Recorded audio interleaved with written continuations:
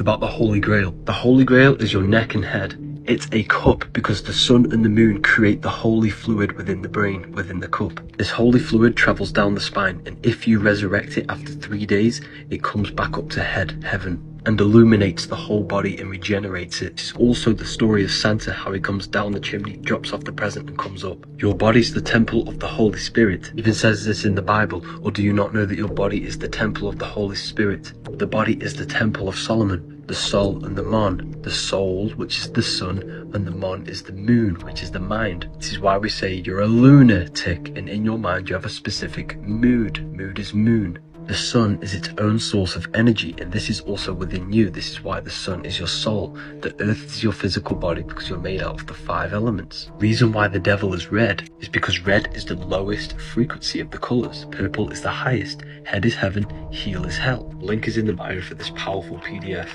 I don't know, Doug.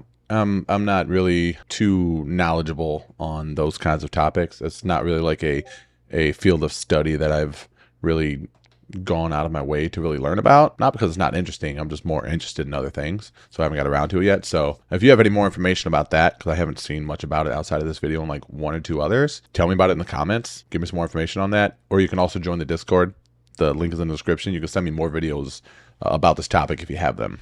If what we're seeing right now with the poles shifting is true, scientists starting to talk about how North Pole has shifted somewhere over Russia, moving towards Siberia. Let's say this continues and we have 3 miles of ice melting, making the water in the entire world go up 40 meters, which is 120 feet. We're going to be losing some of our shores across the world. Manhattan's gone. But what would happen is, while this is going on, we would be seeing on Antarctica a reveal of a very ancient past. It would reveal to us many, many things that we're not even aware of down there, potentially.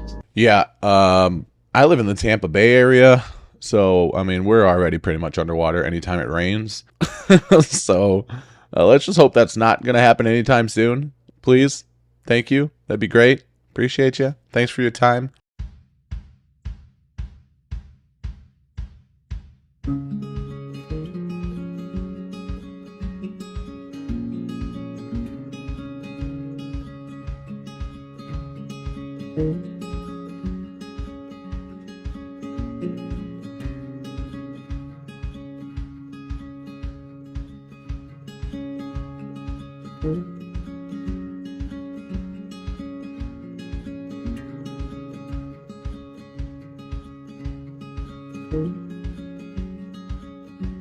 Thought I'd throw a nice little something in there for you.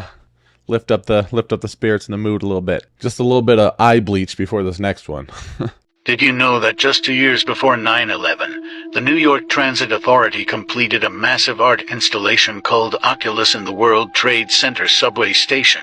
It consisted of 301 individual eye mosaics based on photos they took of New York City school children. The MTA's Arts for Transit's latest program here at the Park Place Station involves the installation of over 300 thought-provoking eyes and a central mosaic, and they call it Oculus. To generate the eyes, we photographed over 1,200 New York City school kids. Asking them to look into the depths of time, to look into infinity. Like imagining them as if they were a deity. Just for an instant, show me the goddess in you. Show me the divinity. Just show me the intelligence in your mind. There's a clarity of your mind. Just open your eye. Which is composed of more than 1,800,000 tesserae.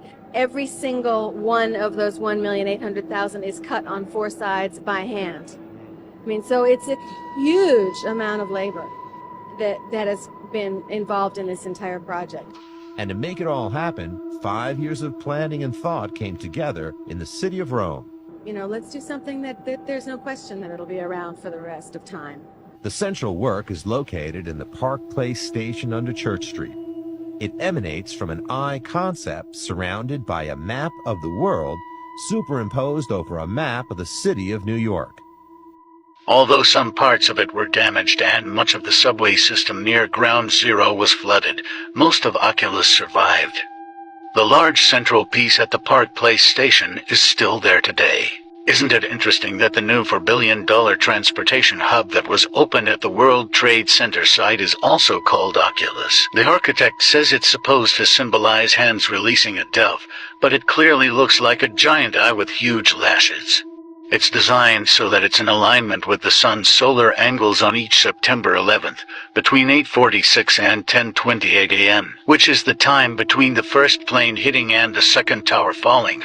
The central skylight perfectly fits this alignment and washes the Oculus floor with a beam of light. Kind of seems like it was a big ritual. I don't want to make assumptions or anything, but I mean, one could say that could be a big ritual of some sort. I don't know, man. I remember I was a freshman when that stuff happened on 9/11. And dude, the world, well, I can't speak for the rest of the world, but the country was an eerie place at that time. It was a very eerie place. It was very uncomfortable. Nobody knew what was happening. Nobody knew what was going on. It was just like such a sad and like scared energy. I think at that time, everybody thought that every building was going to be, attacked.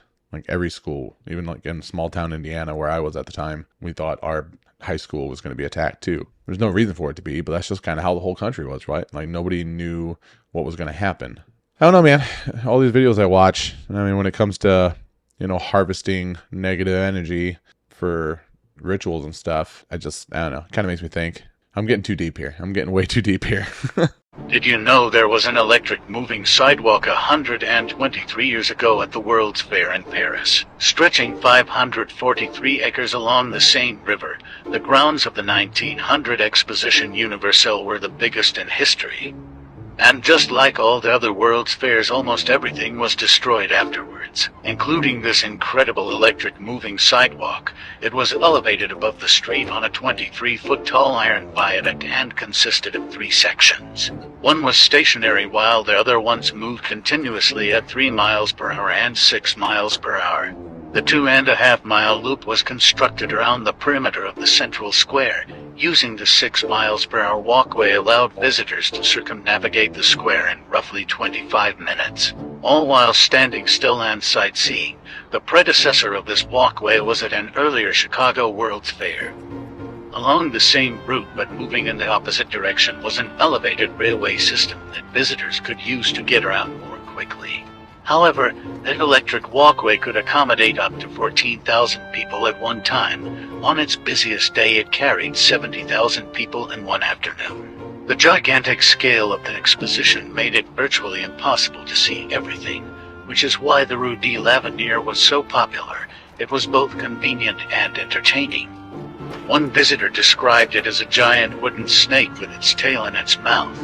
At Ouroboros of Paris, we are told that this structure was only temporary, but it had iron foundations just like the Eiffel Tower, and many other masterpieces of architecture that were destroyed. Even the Eiffel Tower was supposed to be demolished. Most of these things would probably still be standing today, and would be iconic landmarks like the Eiffel Tower turned out to be. These events are the plot holes of history. You really have to ask yourself, why would they destroy such amazing things? And why is it the same story all over the world? I do wonder that. Every time I watch one of these videos, I do. I wonder why they would tear that stuff down. It makes me very upset, very angry, because I really want to experience it. I would love to go visit all that stuff if it was still standing. I don't know, man. It's people taking credit for things, and I guess acquiring the power that comes with having that kind of control over demolishing things and taking credit for things you stumbled upon and saying you are responsible for creating them. Humans still do that nowadays with products and shit, so I mean, it doesn't surprise me. So tell me, do you believe, was Disney trying to tell us something?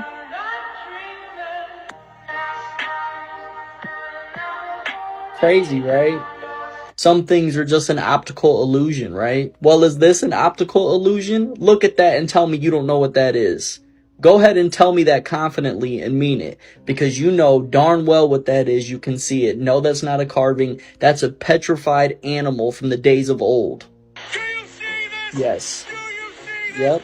It's freaking nature, and it's freaking awesome. Yes, it is. And I don't think science can properly explain how these animals were petrified so quickly to where they were able to preserve their form through all these years. And you know, that really got me thinking. There's plenty of statues on this earth that are thousands of years old Now, what if they were petrified beings? Now, I know, it's just a thought. And yeah, I can't wait for the Mount Rushmore jokes. And you can joke all you want, but I promise you truth is stranger than fiction. I really want there to be giant petrified beasts and humans. Like, I really want that to come out and be a thing. But at this moment, I don't know. I'm still not sure. I am at least now, after all these videos, open to the possibility of wanting it to be true. I was very much against it initially. And even though I don't believe it still, I am getting a little warmed up to the idea. So keep these videos coming and we'll see. We'll see who I'm at in another 30 days. What's the new evidence now? A satellite photo near Sao Paulo. It was taken by NASA, and it caused some immediate concern amongst the environmental community. All right, first blush, it looks like a giant oil spill, right? Fortunately, though, it turned out to be a swarm of microbes known as Marionecta rubra, and they're not hazardous to marine life. Why was this brought to your attention then? Well, during the initial investigation, the agent who was studying the swarm noticed something out in the water. When they zoomed in, though, they got this. It's a little fuzzy, but I'd say that's a shark. And not just any shark. If you look at this other satellite photo I brought, it was taken at the same resolution of a school bus yard in nearby Sao Paulo. Now, those are 40-foot buses, and when you compare them next to the first photo, I'd say that's a 70-foot shark.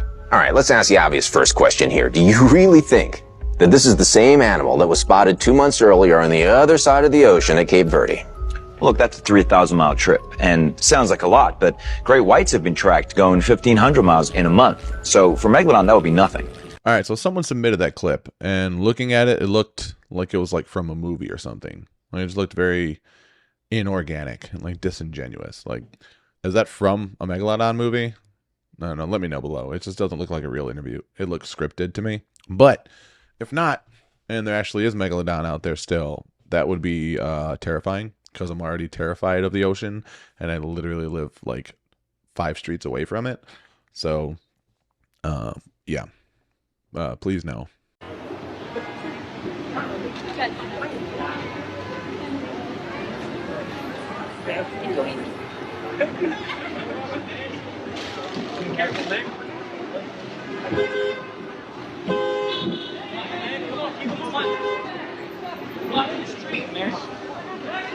What?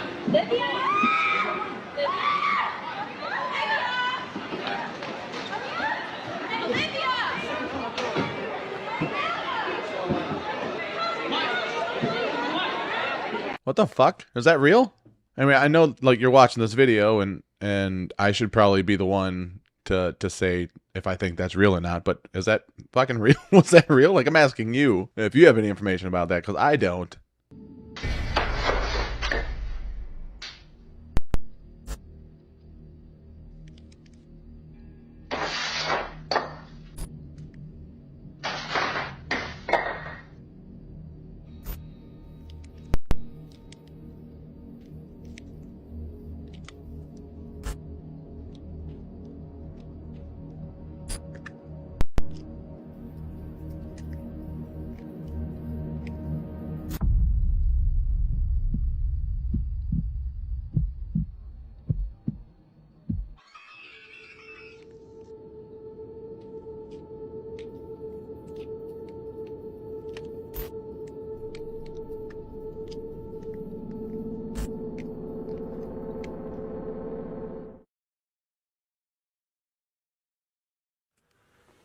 Alright guys, so it's almost 4 a.m. right now. I just heard a very large crash coming from downstairs, so I'm gonna go check it out. Hello? Someone here? I'm gonna go check on that spider. Okay, let's go in here.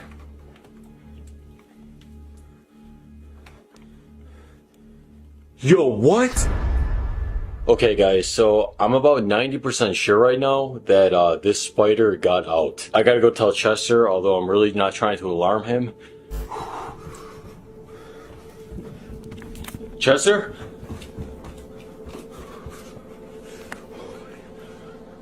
Come on, bro. Come on. See, I feel like I should watch these videos before I react to them, because some of them just end up being like that one, where it's like, oh, shit, that could be a nope. That could be a fucking nope because it's a terrifying giant spider. And then it just turns out to be bullshit. like this one. But then you wouldn't get the real reaction. But either way, giant spiders, fake, real, whatever. That's a fucking hell no, dude. Hell no. I can't do them. I hate spiders so much. I would probably freak out if I saw a fake spider. I'm not even kidding. I would. Don't fucking play with me, man. In the archives at the Vatican, 5 miles of archives underground. Can't just go, oh, I'm going to go check out the archives underground. No, you have to be a security cleared, almost top secret cleared based on their standards to get down there. Down there also, according to even some Jesuits, are bones of actual quote unquote alien beings.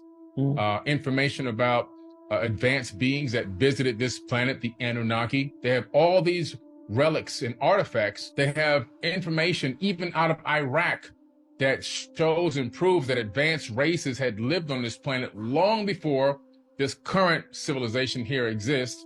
And I'm talking about eons and eons ago, super highly advanced with technologies and capabilities of flight and everything else, weapons of war that existed. All that information is stored underneath the Vatican Archives, along with some of the most incredible texts and books and inventions that ever existed on this planet. And they siphon it away, and they're hoarding all of that wisdom and knowledge so that they can keep control and power and domination over the world. And guess what? It's working. So how do we know what's in the Vatican Archives? Have there been like leaks? Have there been people that have like snuck shit out of there? People that have got like access into there and like recorded or taken photos or something? Or is this all just speculation? I don't know. I mean, I 100% could see there being a ton of shit that we are not allowed access to. Like, how do we know that? What difference does it make? What difference does it make? Yeah, that's their favorite line.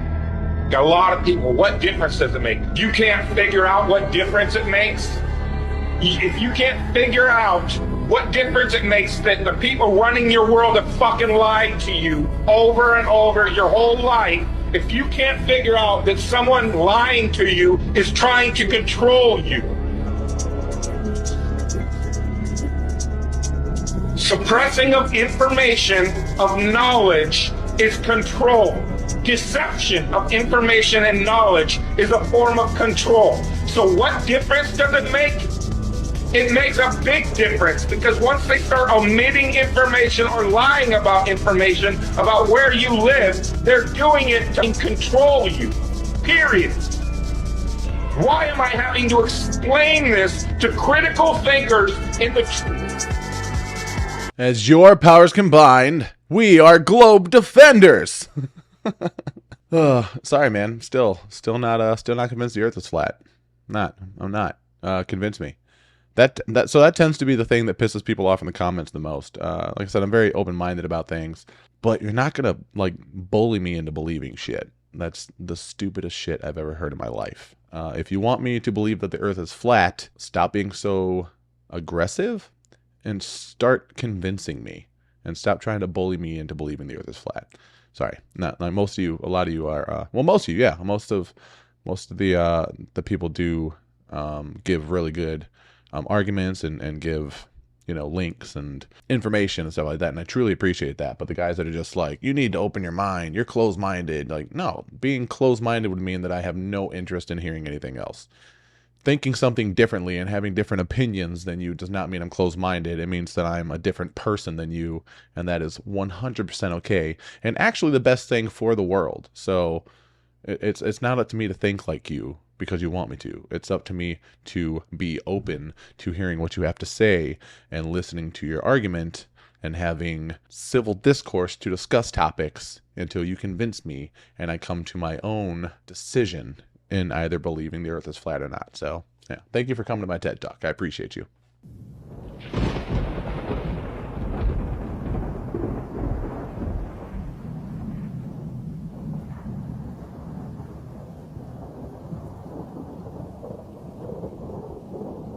I don't know if that was real or fake, but if that was real, I would hope that more people would have seen it and would have recorded it and would have came out and spoken about it, because the last thing that we need is people being quiet when like incredible things are happening for the sake of being afraid of sharing or whatnot. So I'm not sure if that was video effects, like special effects, or if it was actually someone recording a situation. But either way, that shit was pretty crazy. 66 United Nations Plaza. That's exactly what you need to type into Google Earth to go see where the devil goes to work every day.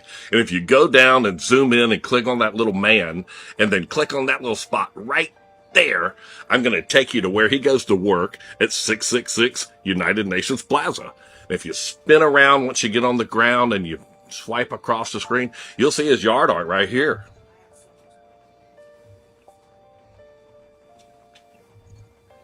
This is so biblical, it's not even funny. That's the Archangel Michael, and this is right there in Revelation chapter 12. And there was a war in heaven. Michael and his angels fought against the dragon, and the dragon fought and his angels. Did you catch that? It said the dragon fought and his angels. And about the fallen angels right here that he brought with him. And his tail drew a third part of the stars of heaven and did cast them to the earth.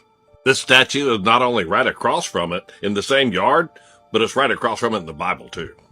And the beast which I saw was like unto a leopard, and his feet were as the feet of a bear, and his mouth as the mouth of a lion. The book of Daniel, chapter 7, Old Testament. And 4 great beasts came up from the sea, diverse one from another.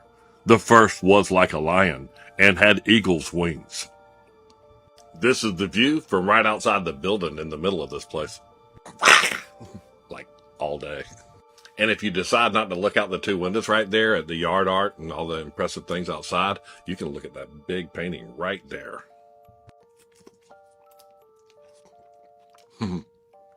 It's demonic. You have people chained and coming out of hell, going up to these people right here. It's weird. In the middle, there's a phoenix right there, and then you can see the dragon with a sword in his mouth. On the other end, it's got these people being pulled out from the underworld and looks like some atomic blast right here at the door. The biggest part of the building is right across the hall, and it's underneath that big logo, and that, I believe, is the Pope right there at 666 United Nations Plaza. Did you know that the Tower of Babel was on the 33rd parallel? That's represented by those little rings right there. And also the UN, they have a base on top of Mount Hermon where the fallen angels descended. That's on the 33rd parallel too. Right there. Right there. You know, I go by the name The Trumpet, Ezekiel 33:3. And that scripture says that when I see the sword fall upon the land, I blow the trumpet and warn the people. Dude, that dude has great energy, dude. I love his little, like, that's weird, or that's weird, or that little right there, it's weird.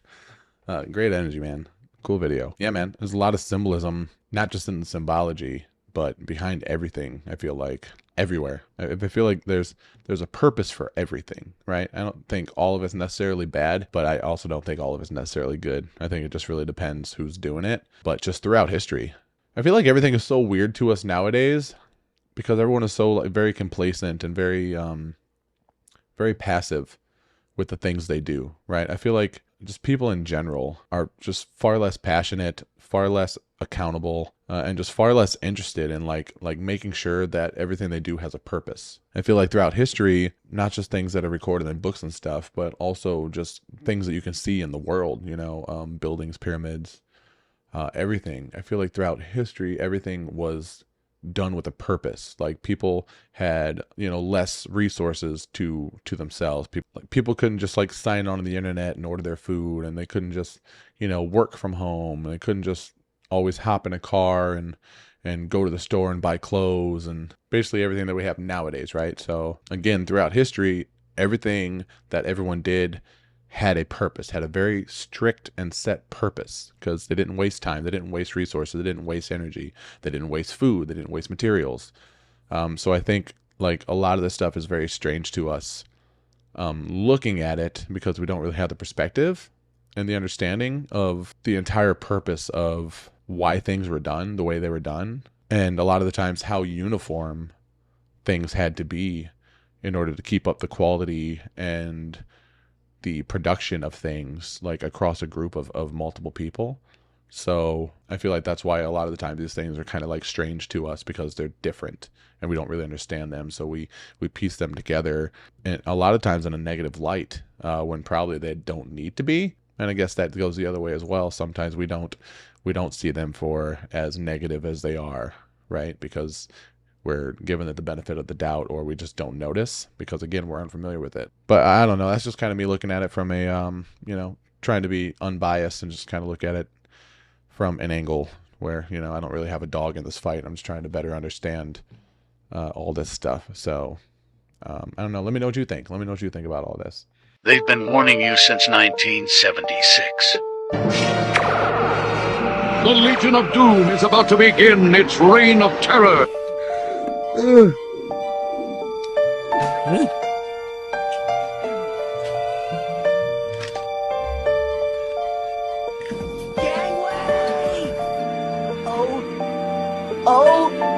to see New York? We could all go with the bus company's special super-sitter fare. $9?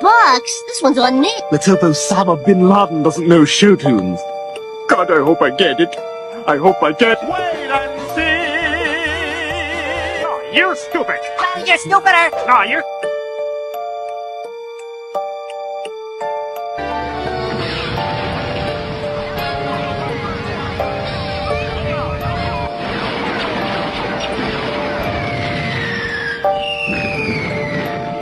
Time. We now strike at the heart of American defense and destroy the Pentagon with one swift and deadly blow.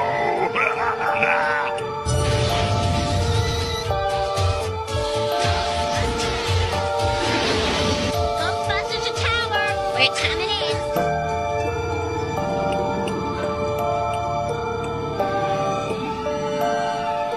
And I'm out of here!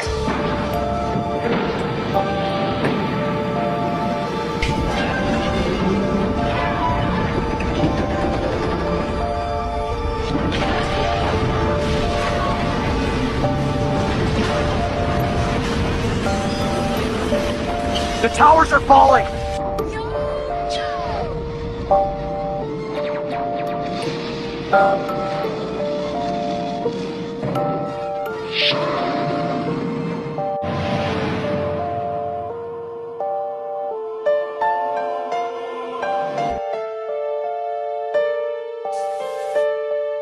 I mean, some of those, sure, but not all of them. I mean, the Pentagon and the Twin Towers are, very important landmarks, very important places in the U.S. So, obviously they're going to be a point of interest in media, right? Especially when it comes to like G.I. Joe and Ghostbusters and Iron Man and all those other shows that have to do with, bad guys and all that stuff. So it would make sense that they would choose those because they've chosen lots of other ones as well. With that being said, sure, absolutely. I'm definitely kind of getting more on the train of us, being warned about things before they happen. What happened to the Giant of Kandahar? It's been years and no new information has surfaced. If for some reason you do not know the story of the Giant of Kandahar, it was an enormous humanoid creature allegedly encountered and taken out by a group of army soldiers on a mountainside in Afghanistan. Now, the last interesting piece of information I have is the interview with a pilot. Now, if you haven't heard this story before, this will probably leave you in amazement. It was a completely normal mission for us. We were not alerted for anything abnormal.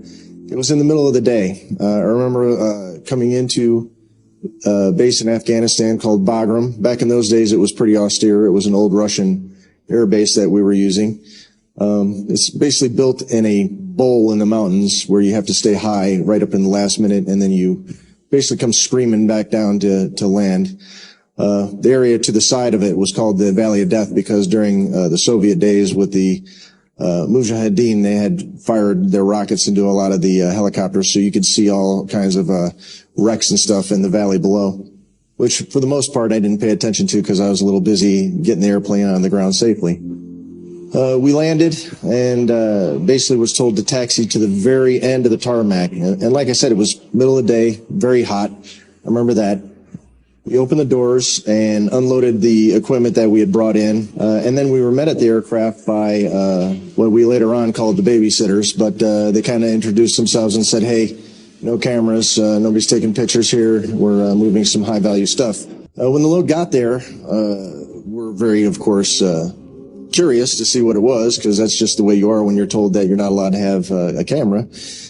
They say this thing had been dead for maybe a day or two, but it stunk. And when I say stunk, I've smelled dead things before, but this had a more of a, I want to say a musky stink, kind of a, not really a decay, but more of a, if somebody hadn't taken a shower in like 10 years type of a musky stink is all I can tell you. And it was basically a dead guy. And this guy was extremely large. And when I say large, our pallets are basically, if I remember correctly, about 9 by 12 feet or so. This guy was laying in a fetal position on the pallet. So he filled the pallet. We estimated his size at approximately 12 to 10 feet tall. I did see his skin color. I was expecting somebody of more Arabic descent, being in Afghanistan and all. I know he was dead, but he was very pale, very white. Another thing that us and the rest of the crew did was we took our feet. He was in a fetal position, so you could take your feet and put it kind of, you could see where his feet were there, and they were wrapped up. He did not have shoes on, but he had like looked like he was wrapping them in some kind of a canvas type stuff. But we were sticking our feet up next to his feet, and his feet were extremely big. We know that the standard weight on one of those pallets is about 1,500 pounds, and I do remember that the Loadmaster did the weights, and it was around 1,100 pound guy. The pallet sits on dunnage. You know what dunnage is? It's basically like railroad ties so that you can get a forklift underneath it and pick it up. So it was on dunnage, and basic dunnage is like maybe a 4x4. And then the pallet is, say, yay thick. It's actually aluminum and balsa wood. And this guy, I mean, laying down was very, very wide. I mean, and he was, like I said, he's in a fetal position, and you go up and just, you hit it, and of course he's under a tarp and all that, I understand that, but he was a dense guy. We questioned the babysitters of, hey, where'd you get this guy? And some of the Army guys that were with him relayed to us that this guy had, I guess, been living up in the mountains next to a village where the villagers basically treated him like a god. I did infer that they were making sacrifices to this guy because they said they found bones of people. The giant supposedly, like I said, I was not there, supposedly killed the first team that they came across. He was extremely big and fast and agile for a guy that size. They sent up another team, and when the second team went in there to get him, supposedly he had already started to basically eat on the team that had been killed the first time. They then grabbed a helicopter, and the helicopter brought him down where we picked him up.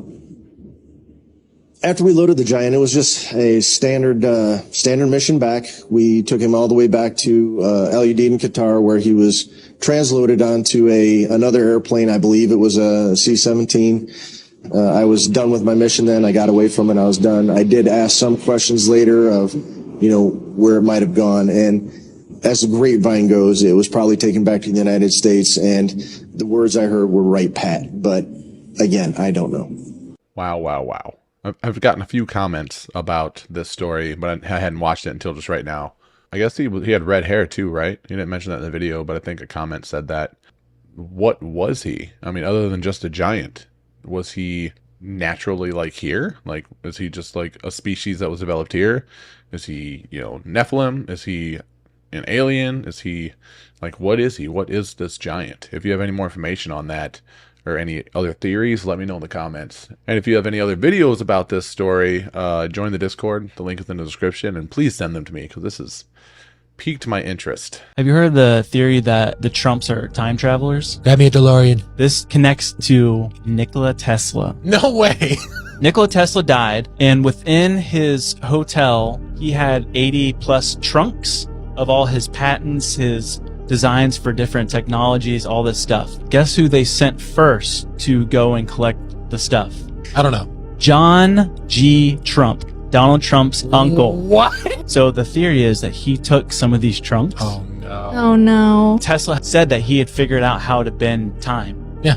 And so, as one does. The theory is Donald Trump's uncle took this, created a time machine. Oh my gosh. But then the weird connection is there was a book that came out in 1896, and it's called Baron Trump's Marvelous Underground Journey. Do you know what the book was about? What? Time travel? Baron Trump time traveling. Grab the DeLorean. Holy Biff Tannen. I don't know. I have to look more into that. That's I mean, all I can think about is Back to the Future 2. They actually based Biff Tannen's future character off of Donald Trump in Back to the Future 2, which is, I think, one of my all-time favorite movies. You'll hear me talk about hoverboards all the time if you watch these videos often. I really want one. I really want one.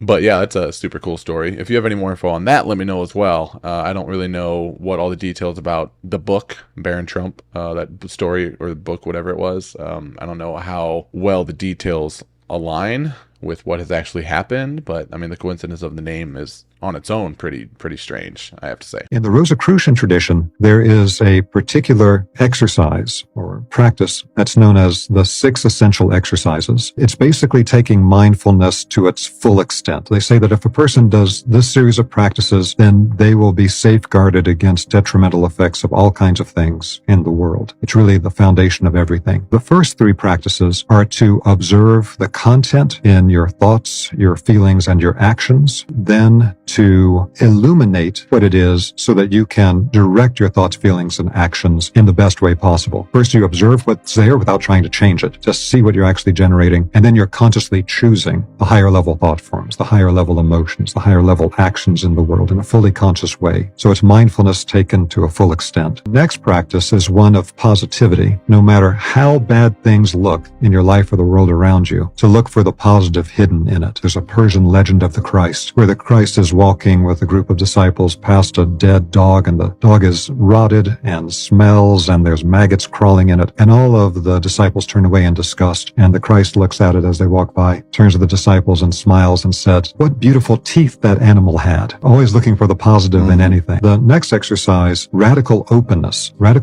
to new perspectives, radical openness to new information, radical openness to new ways of living and being. The 6th and final exercise is to harmonize all that together in your daily life. Yeah, I can 100% get behind that. I talk a lot about the positive and negative things we say having a huge effect on the outcome of our days and of our lives. Like, it's super important, because when it comes down to it, your greatest motivation is going to be yourself, and your greatest critic is also going to be yourself. And both of those things are either going to affect you negatively or positively, like immensely. You are 100% going to have a better chance of succeeding if you are backing yourself up rather than like holding yourself back with doubt. Now, this is scary. In 1909, an archaeologist named Kim Cate and his companion should stumbled upon a stone-carved staircase deep in the Grand Canyon. As they ascended, they discovered a vast cave complex. The cave appeared untouched for centuries. In the first chamber, there should stood a massive Buddha statue. As they continued to explore the cave, they found a perfectly crafted marble staircase. Kim immediately knew they were onto something significant, so they notified a major museum in Washington. They sent numerous archaeologists, along with Cate, to the same location. As they ventured deeper into the cave, they discovered a room filled with Egyptian hieroglyphs, which was quite strange, as the Egyptians had never discovered America. But here's the climax. When they entered another chamber, they claimed to have found giant mummified skeletons, much larger than humans. Cate believed he had made the discovery of his life. However, when he returned home, everyone should act as if they hadn't found anything, and it's rumored that the museum, in collaboration with the U.S. government, sealed and replaced what they had found. This leaves me wondering what else we might not know. The story cannot be confirmed, but it must originate from somewhere. First things first, that was definitely AI-generated Joe Rogan commentary, 100%. It's pretty messed up. You shouldn't do that to people, even though he has talked about that before. That's not quoted from his show. Secondly, I've heard about this, and I guess there are records of the Smithsonian. I think they funded the excavation of that place in the Grand Canyon, and there are records of it, but they still won't admit to it. They won't admit to it being true, despite the records proving that it was true. But that's really all I know about the story. I guess like Egyptian hieroglyphs and a Buddha and just a bunch of stuff from all over the world that shouldn't have been there. And not the American way. These damn bills that come out here all the damn time come out here at the last second, and I gotta try to figure out how to vote for my people. How ashamed are you should be. You should be ashamed of yourselves. I'm sick of it. Every year, we give power to one person. It was not made that way in the Constitution. He was around when it was written. Now we pass rules that stop each one of us. Enough! I feel like somebody trying to be released from Egypt. Let my people go! My God, they sent me here to vote for them. They sent me here to vote for them, to argue for them. But I'm trapped. I'm trapped by rules that have been forced down our throats. Folks, we live in a democracy, but not here. But not here. So you go back and you tell your people, I'd like to do that, but the speaker has so much power, so much control, and each one of us do it in their districts. And have to go back and say that. And you can say on your side of the aisle, oh, no, that's not the case. But yes, you do. All of us know you got to deal with it. When's it going to stop? So I moved out of Illinois. It'll be 3 years next month because everything was going absolutely insane during everything that we went through these past couple of years. I don't want to say it on YouTube. I don't know if I'll get fucking striked or whatever. I don't know. I don't know how this shit works. I've had other friends move out of Illinois since I've been down here. It was bad when I was still there, but I've had other friends move out since, and like most recently this year. And they said, dude, Chicago specifically is just getting bad, dude. It's just getting terrible, which is unfortunate because it's a beautiful city. I fucking love Chicago. I loved living there for, the 10 years that I did. And really, man, I mean, I wish more people had this guy's passion. Really just talk about how fucked up stuff is, man. I mean, we're just like constantly just giving away any rights and any control that we have. I'm not going to get too deep into politics, but I will say, man, that the more that we just let people take control of our lives and just depend on self-important people with ulterior motives to take control of our futures and stuff, man, it's going to continue to just get worse and worse. And that's any situation. That's in relationships or anything. You live and you learn, man. Live and you learn. What did Buzz Aldrin see in Antarctica? Let's rewind. So in 2016, a satellite got an image of what experts believed to be a huge pyramid in Antarctica.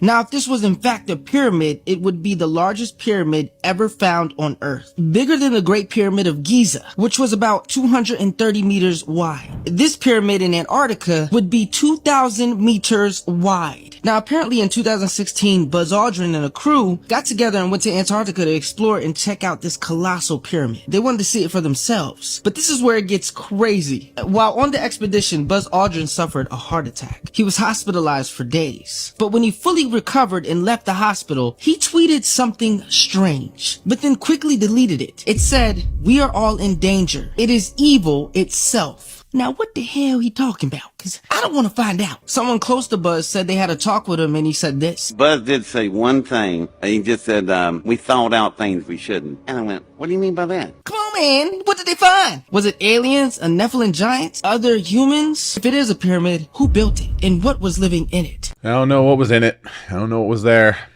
I don't know what's been living there. What's been thought out there. Sure enough, I know for sure that we're going to continue to fuck around, and we're going to find out.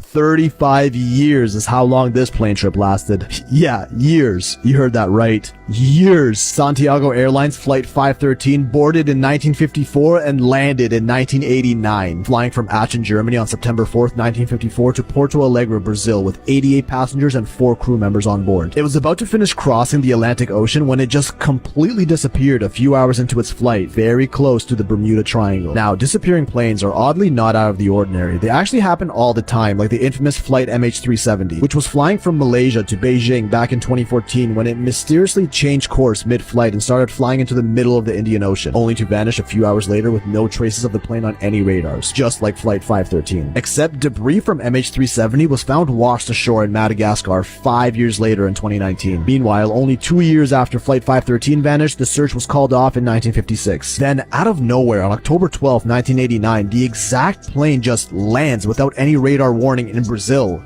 35 years later. 35 years. How is that even possible? When it landed, the airport security team rushed the plane to investigate, and they could not believe what they found. 92 skeletons still seated on the plane with their seatbelts on, passengers, crew, captain, and all, with the pilot literally still clutching the controls in his hand. The other big question is here, how did this plane even land? Some theories claim this plane entered a wormhole over the Bermuda Triangle and traveled through time, while others that they were abducted by aliens or landed on some remote island and died of starvation. A lot of online sources say this is a hoax, but others claim the Brazilian government investigated and refused to disclose details to the public after they realized they had no valid explanations for it. But that's exactly what you would expect a government to do if something unexplainable ever happened with no plausible explanation. Deny it and paint the discovery a hoax. Especially in 1989, before the internet and online channels like this were widely used and the general public had no way of sharing information with each other. Which is why no photo or video proof has been released other than this tabloid newspaper article, with those same people stating that even a plane that old could have easily landed itself with autopilot. Santiago Airlines went out of business 2 years after this flight, so no executives were around 35 years later to confirm records either. Remember to never blindly accept what you hear as absolute fact, including what I'm saying right now, and to always question everything. This is likely an urban legend, but you can never know for sure. My video analytics show that only about 15% of people actually get to this point of the video, so let's make fun of all the angry comments below who didn't make it this far, knowing that both sides of your brain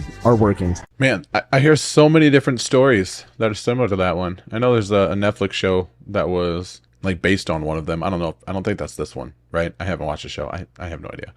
But I think they were still alive in the Netflix show, and these obviously were not. So, but yeah, if you have any information about this one, let me know, because this is the first time I've heard about it. I think there was one where they landed and then like immediately took off again, and then were just not seen again. I don't know if that's this one. I have no idea. There's so many of these. It's insane that there are so many of these. You know, your body is a corporation. By law, your body, your physical body is a corporation. So when you die, you're a corpse, because when you're living, you're a corporation. You are a business. And hanging out with that person is bad business. Right. Or who I hang out with is none of your business. Words and terms are based on maritime admiralty, the law of water. That's why when you go into a court, you have a gate, the people sit out here, and the judge sits inside. The gate is called a floodgate. When you go through the canal, you have a floodgate. So when you're sitting out here, you're in the law of the land. The judge has no control or no jurisdiction over the people sitting out here. No jurisdiction whatsoever. Because they're outside the gate. That's outside the gate. That's on land. But when you walk past that gate, now you're in hot water, and someone's going to have to bail you out. The law of water, maritime admiralty, it's an extraordinary story about how governments rule the world, and unless you understand this, you're never going to figure out what's going on. When you walk into a courtroom and they call your name, you get up and you put your hand on the gate, and you open the gate. The moment you put your hand on the gate, by international law, you of your own volition have opened yourself up to maritime admiralty law, because you were on the law of the land. As long as you don't touch that gate and go through it, you haven't opened the floodgate. Now, once you open the floodgate, there's a piece of wood on top of that gate, and it's called the bar, and you're not licensed to pass the bar. So what you've done is you've opened the floodgate, but you weren't licensed to pass the bar. You're considered to be a dead man. That's why the attorney has to speak for you. He has to represent you. Why are you dead? Because you went into the deep water and you died. You drowned. You were not licensed to pass the bar. And the bar represents a sandbar in the ocean. But the bar is what the attorneys are licensed to pass, but you're not. So the point being is that when you open that gate of your own volition, you are considered by law to be a dead man. Really? That's why you cannot talk to the judge, because dead people don't talk to judges. So you need an attorney who is your mouthpiece. He speaks for you because you're dead. Well, should we do away with courts so people can get their lives back? I would think that what you want to do is understand how the system works. And avoid it. And avoid it if you can. That's incredibly interesting. That's why attorneys have to pass the bar exam. That's interesting as fuck. I've seen a lot of comments about that recently after one of my videos from a couple days ago. A lot of people were talking about maritime law. Dude, there's so much, so much interesting shit. So much stuff is just like shrouded in symbolism from hundreds of years ago. It's wild to me, but it's also really interesting and really fun to learn about too. So thanks for that. Thanks for that video. I really appreciate that. Definitely going to watch more of those. And with that being said, that is the end of the video. Thank you so much, Lucid Crew. You guys are so sick. I already know that on this live premiere, you guys were hanging out with me in the chat, even though I'm not going to experience that until tomorrow during the live premiere, but I just know you always show up. You always show up for me. So thank you ahead of time. I'm thanking you 24 hours ahead of time for tomorrow, because I already know you're going to come through. If this is your first time watching my channel and one of my first videos and you made it to the end of the video, congratulations. You have won my respect and gratitude, and I thank you so much. I hope that you will consider subscribing, liking, sharing, whatever it is that you feel obligated to do to show your appreciation for all the hard work that went into researching and sourcing these videos and recording them and editing, because I do everything myself. So I really appreciate you watching it, and I would love to hear if you enjoyed it.